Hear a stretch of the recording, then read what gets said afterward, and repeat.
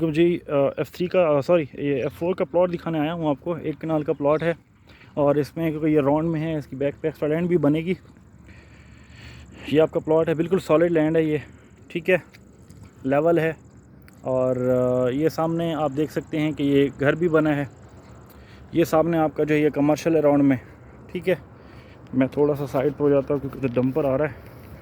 और ये level plot है, जगह बिल्कुल कटिंग वाली है। 1 कनाल का प्लॉट, साथ ही कुछ एक्स्ट्रा लैंड है। और ये आपका राउंड में कमर्शियल है, जैसे आपका सिविक सेंटर में और हब कमर्शियल में, साथ आपकी मस्जिद, पार्क की जगह और साथ सारे पूरे राउंड अबाउट में आपके कमर्शियल की जगह, ठीक है।